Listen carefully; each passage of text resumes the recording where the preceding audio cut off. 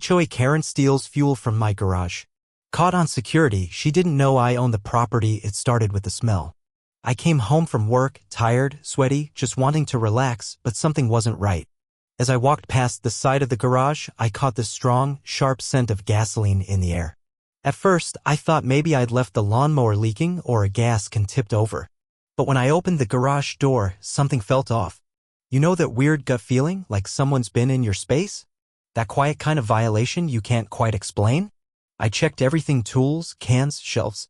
That's when I realized it. 2 5-gallon fuel containers I'd filled just the weekend before, gone.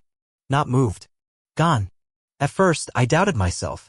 Maybe I used more than I remembered. Maybe a neighbor borrowed them?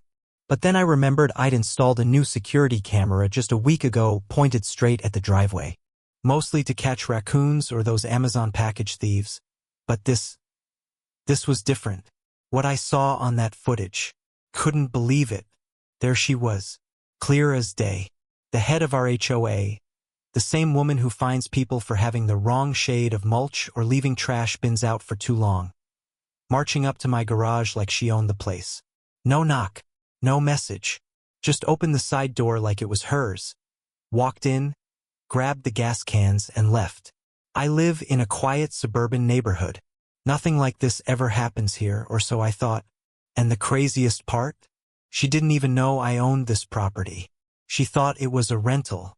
Just some faceless tenant she could bully around.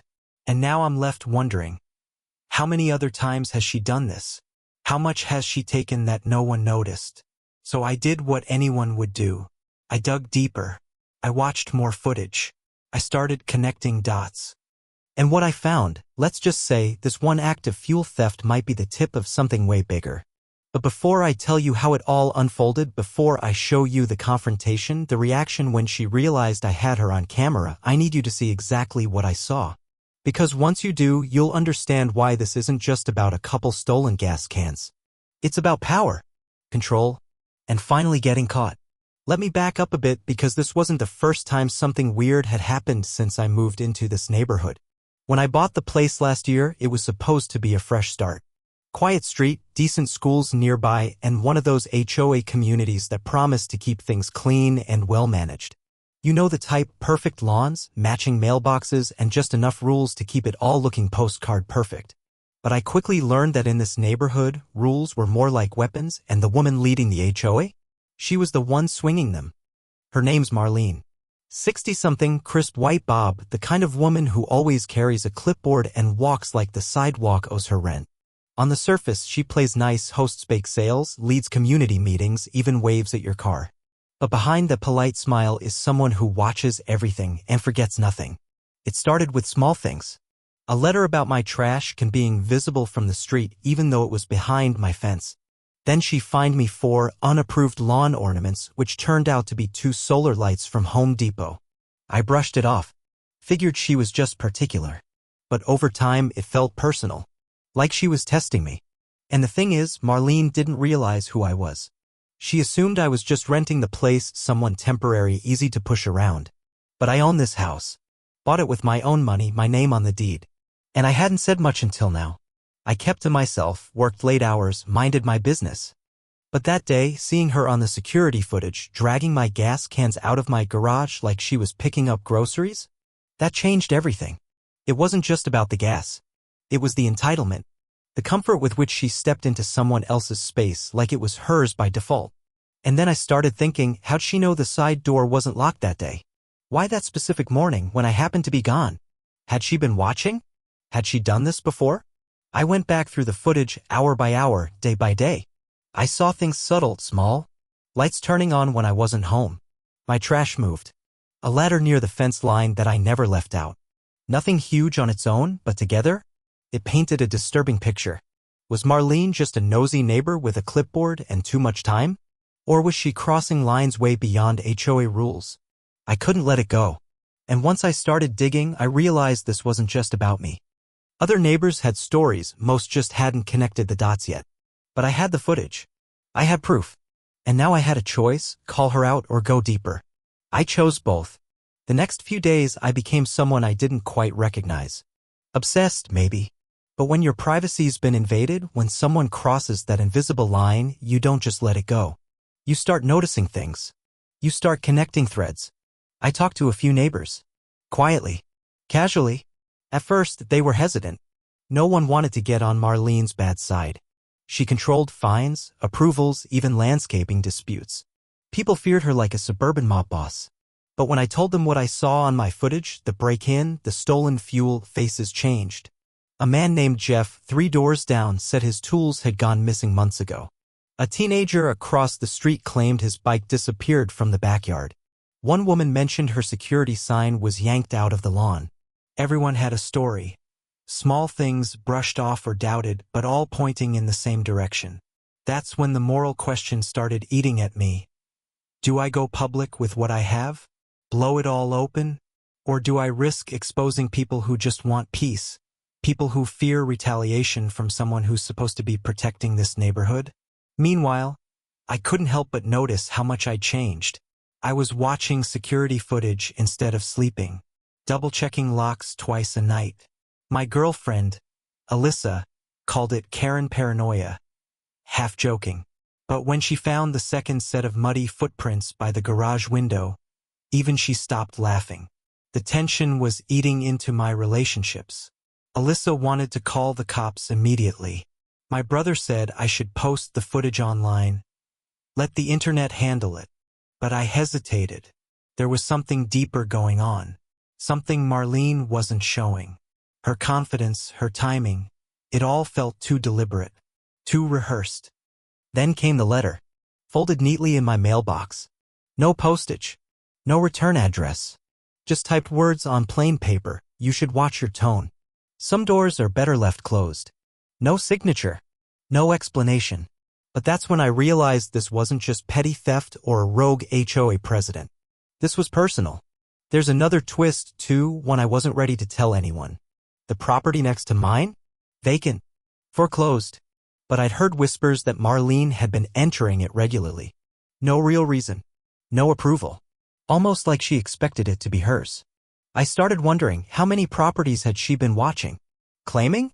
And that led me to check the HOA's public financial records. Meeting minutes. Budget allocations.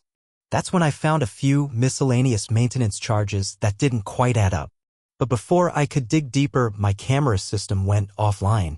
Image prompt for this part of the story: a tense nighttime scene of a quiet suburban house with security camera wires visibly cut near the garage. The porch light is on, casting eerie shadows. A clipboard lies abandoned in the bushes nearby, half hidden, and a pair of muddy footprints lead away into the dark. My heart was pounding so hard I could barely think straight. It wasn't just fear anymore, it was fury. Someone had tampered with my cameras. Wires cut clean. Not chewed. Not weather damaged. Cut. This wasn't some prank or coincidence. This was a warning. I replaced the wires that same night. Upgraded the system. Hidden lenses. Battery backups. I wasn't going to be caught off guard again. The next day, I filed a quiet report with local law enforcement. Nothing dramatic. Just logged the fuel theft and vandalism. They said they'd look into it. But I could tell they didn't take it seriously yet, so I went further. I reached out to a few of the other neighbors who'd told me their stories: Jeff, the teen, even an older couple down the block who'd had garden tools disappear. We met one night in Jeff's garage, doors down, hushed voices like some secret resistance. And together we decided we'd start documenting everything. Not just stories, evidence. Meanwhile, I kept digging into HOA records. I found a file buried in a cloud drive linked through an old newsletter Marlene had forgotten to clean up. In it were PDFs, scanned receipts, and expense logs. And there it was, nearly $2,000 labeled as fuel reimbursement. Month after month. For HOA landscaping. Except we don't have HOA landscaping. We all mow our own lawns. That was the moment it all snapped into place. This wasn't just about my gas. This had been going on for months, maybe longer. And Marlene was using HOA funds to cover it, to make it all look clean. I drafted an email. Attached photos, footage, documentation. I was ready to send it to the entire neighborhood, the HOA board, even the county property management office. But then just before I clicked send, my phone buzzed. A message. Unknown number. Just 3 words, we need to talk. And a photo. A picture of my front door taken that very moment. I looked outside. No one. The street was quiet. But I felt it. That weight in your chest when you know you're being watched. And then I saw her. Across the road. Just for a second. Marlene. Standing perfectly still in the shadows of her porch. Watching. Waiting. Like she already knew what I was going to do. I stepped back from the window, every instinct screaming. Because now this wasn't just about property or stolen fuel. It wasn't even about the HOA. This was war. And the next move was mine. I didn't sleep that night. Every creak of the house sounded louder. Every passing car felt like a threat. I kept thinking about that photo, my front door, taken in real time. Someone was close. Watching. And somehow Marlene knew everything I was about to do before I did it. The next morning I checked my camera backups. Nothing. The front yard feed? Wiped clean from 10:42 to 10:47 p.m., right when the message came in. Whoever was behind this, they had access. But here's the twist I didn't see coming. It wasn't Marlene. That morning I got a call from Alyssa, my girlfriend. She sounded off. Shaky. Said we needed to talk. So I met her at a park, public, neutral. She wouldn't even come to the house. And what she told me, it shattered everything I thought I understood. She admitted that weeks ago, right after I first showed her the garage footage, she'd reached out to Marlene. Not to confront her, but to warn her. She thought I was getting obsessed, spiraling. Said she was worried I was going to do something reckless and wanted to ease tensions with the HOA. She believed maybe it was just a misunderstanding. That maybe Marlene had a key from an old access agreement. That maybe I was overreacting. But it didn't end there. Marlene offered to meet her. To clear the air. They met twice. And during one of those meetings, Marlene admitted something. She did know I owned the property. She'd known the whole time. That lie that I was just a renter, just some guy she could walk over, was a performance. A setup. She knew who I was. She knew why I moved in. Because, and this is the part that knocked the wind out of me, this house? The one I bought? It used to belong to Marlene's sister. A sister she hadn't spoken to in years. A woman who passed away unexpectedly, leaving the house to foreclosure. I bought it at auction, sight unseen. And apparently, Marlene blames me for taking what should have been hers. That's when everything clicked into place. The fines. The invasions. The gas theft. The intimidation. It wasn't just about HOA power, it was personal. A quiet, twisted form of revenge. She wasn't protecting the neighborhood. She was punishing me. And Alyssa? She had no idea what she'd walked into. But now, with my trust broken and the danger escalating, we're in deeper than ever. Alyssa's terrified. I'm angry. And the neighborhood? They still don't know the full story. Yet, because now I know what I'm dealing with. Not just a controlling HOA president. Not just a thief. Someone who feels like I stole a piece of her life. And the scariest part? She's just getting started. The decision wasn't easy. I knew that going public, sharing everything I'd uncovered, would burn bridges. Neighbors who wanted to stay out of it would be forced to pick sides. And Alyssa, she had already packed a bag, said she needed space just for a few days. Even though we both knew what that really meant, but I couldn't ignore it anymore. So I sent the email. Footage of the theft, the altered camera feed, the fake reimbursements. Screenshots of the threats, even the photo of my front door. I copied the HOA board, the neighborhood group chat, even the county housing office. And I added one line at the end, just for Marlene, you should have stayed out of my garage. It exploded. Within hours, my phone lit up like a Christmas tree. People I'd never even spoken to were suddenly forwarding the message, adding their own stories. One woman shared photos of her damaged fence. Another had voice recordings of Marlene threatening her over a fence color violation. Jeff? He found one of his missing tools, rusted but recognizable, in the back corner of a locked HOA shed. Then came the emergency HOA meeting. Packed garage. Folding chairs. Tense silence. I showed up late, deliberately. Marlene was already standing in front of the group, arms crossed, that clipboard in hand like it could still shield her. But the cracks were showing. Her voice wavered. Her usually sharp responses stumbled. When I walked in, she didn't look at me. I played the footage. Just a minute's worth. The moment she walked into my garage and carried those cans out like she was doing chores. The room went dead silent. Then, gasps. Someone whispered, "She's been doing this for years?" I asked one question. "If she's willing to do this to me, what's she done to the rest of you?" The board voted that night. Immediate suspension pending investigation. Police were already involved, thanks to the evidence trail I'd started. The power she'd clung to for years cracked in real time. But the final twist came a week later, in an envelope dropped at my door. No stamp, no name. Inside was a handwritten letter, not from Marlene, but from her sister's son, a nephew I never knew existed. It said, "She was never supposed to have that house. My mom left it to someone else, a caretaker. When things got messy, Marlene got bitter. She always believed that house should have been hers. I'm glad someone decent ended up with it." And tucked behind the letter, a black and white photo. Faded. Weather-worn.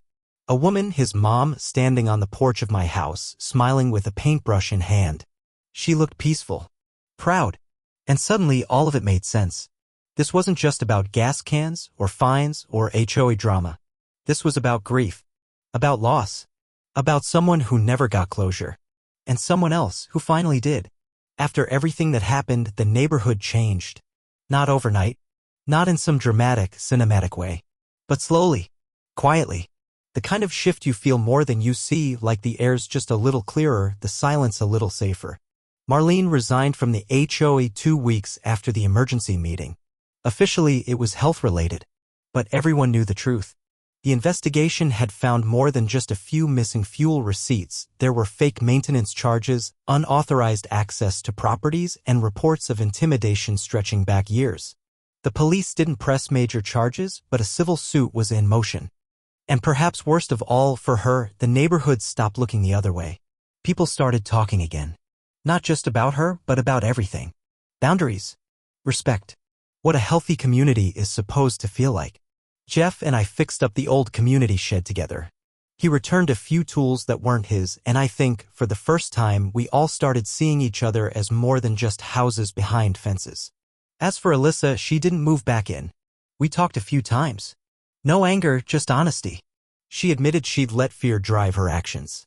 And I admitted I'd shut her out too quickly. Sometimes love and trust crack under pressure even when both people mean well. But I'm not alone. That photo, the one of Marlene's sister, now hangs in my hallway. I had it restored framed. Not as a trophy, but as a reminder that every home has history. Every wall holds echoes.